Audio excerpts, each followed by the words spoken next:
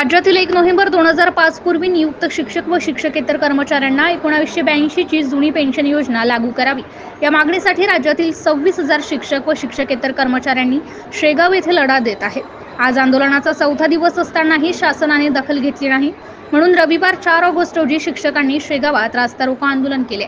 यामुळे काही काळ शहरातील वाहतूक विस्कळीत झाली होती। यानंतरही शासनाने दखल न घेतल्यास भविष्यात आंदोलन तीव्र करण्याचा इशारा आंदोलनकर्त्यांच्या वतीने देण्यात आला आहे।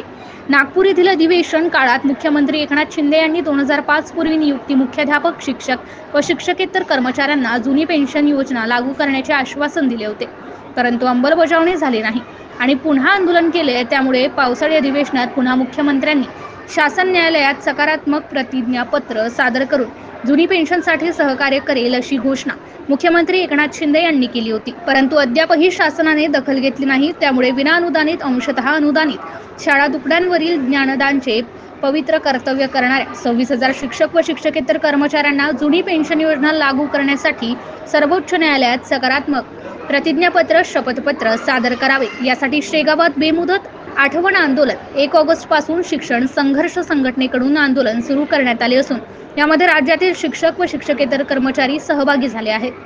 NCN न्यूज मराठीकरिता रवी शेगोकार, शेगाव। आम्ही सगळे शिक्षक लोक 2005 पूर्वी लागलेलो आहोत। कोणाच्या अपॉइंटमेंट 90च्या आहे, कोणाच्या 91च्या, कोणाच्या माहिती करायला पाहिजे सर।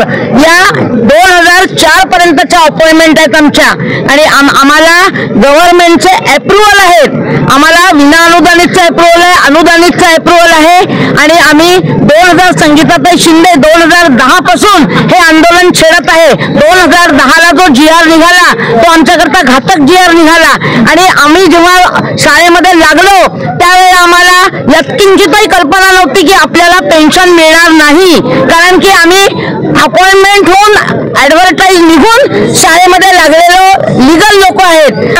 पावसाळी अधिवेशनामध्ये मोठी घोषणा केली साहेबांनी की तुम्हाला सुप्रीम कोर्टामध्ये जी तुमची तारीख आहे त्या तारखेच्या सकारात्मक शपथपत्र मी दाखल करतो। तुम्हाला जी सुप्रीम कोर्टाला मदत लागेल ती सर्व मदत मी करणार आहे। याही गोष्टीला 10 दिवस झाले। 7 तारखेला सुप्रीम कोर्टाची आमची तारीख आहे, पण अद्यापही कुठलीच दखल घेतली गेली नाही आणि प्रत्येक आमदार, प्रत्येक खासदार, प्रत्येक जणांजवळ गेलं की म्हणतो तुमचं काम होणार आहे, तुमचं काम होणार आहे।